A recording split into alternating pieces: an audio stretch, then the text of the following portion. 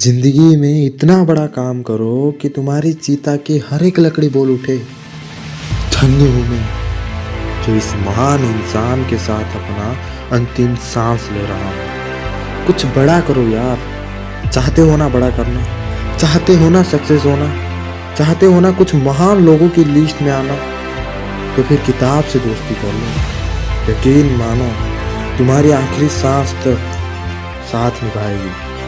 जिंदगी में वही व्यक्ति सफल हुआ है जिसने किताब से दोस्ती की है। सफलता की रास्ते किताब से होकर ही गुजरेगी। अब तुम बोलोगे भला ये ब्लैक एंड वाइट किताबें हमें कैसे सक्सेसफुल बना सकते हैं। जानना चाहते हो किताबें ब्लैक एंड वाइट क्यों होते हैं? क्योंकि उस माँ की तरह होते हैं जो अपने एक बच्चे को जन्म देने के लिए अपनी सुंदरता और ज़िंदगी कुर्बान कर देती हैं। ये ब्लैक एंड वाइट किताबें अपना रंग उसको देते हैं जिस इंसान से उसका दिल जुड़ जाता है। जब हमारी रियल लाइफ में कोई अगर बहुत बड़ी प्रॉब्लम आती है तो किताब की ज्ञान ही हमें उससे निकलने में प्रेरणा देती है।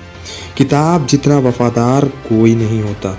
उसका पेज कितने भी फाड़ो, उसको कहीं पर भी रख दो, यकीन मानो उसके दिल में कभी यह नहीं होता कि मेरे साथ कुछ गलत हो रहा है।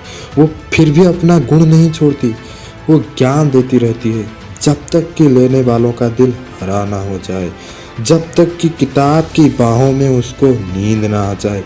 कौन कहता है कि किसी इंसान को सिर्फ अपनी महबूब की बाहों में ही अच्छी नींद आती है? शायद उन लोगों ने कभी किताब के बारे में सुना नहीं है। लेकिन आज किताब की जगह सोशल मीडिया ने ले ली है। किताब के पेज में पेंसिल की जगह मोबाइल पर उंगलियां चलती है। वो किताब आज भी दबी हुई आवाज़ में बोलती है कि तू कितना बदल गया है। जिन किताबों से, जिन पन्नों से इतिहास के कई महान किस्से की ऐसी ताज़ी खुशबू आती है कि मानो कल की ही बात हो। कई आविष्कारों के समीकरण छुपे हुए हैं इस किताबों में। उसके पन्ने में जो एक बार लिख गया वो तब भी नहीं मिटेगी जब शायद तुम भी इस दुनिया से मिट जाओगे। ताजुब की बात तो ये है, किताब में जगह बनाने के लिए उससे दोस्ती करनी पड़ती है। अब मेरी कई भाई सोचेंगे कि आइंस्टाइन तो नहीं गया स्कूल। कहना सही है आपका। स्कूल ना जाने का मतलब ये नहीं कि आइंस्टाइन ने किताब नहीं पढ़ी।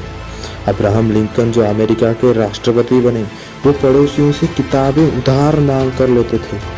डॉक्टर अम्बेडकर जिनको क्लास में घुसने नहीं दिया जाता था, उनकी किताब के प्यार ने उनको भारत का संविधान लिखने की काबिल बना दिया।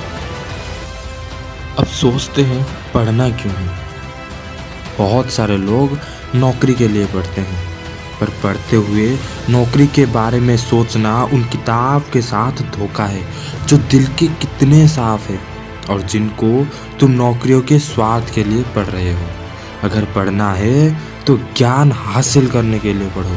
अगर पढ़ना है तो दुनिया को कुछ देने के लिए पढ़ो। Just study. लेट नहीं हो तुम। हाथ बढ़ाओ किताबों की तरफ। उसका मन साफ है, वो तुम्हें माफ कर देगी। जब तुम दोनों एक हो जाओगे तब दुनिया की किसी भी ताकत तुम्हें रोक नहीं सकती। You can do. तुम कर सकते हो, बन सकते हो जिद्दी, बन सकते हो टॉपर, कर सकते हो अपने माँ बाप का नाम रोशन। जय हिंद, वंदे मातरम।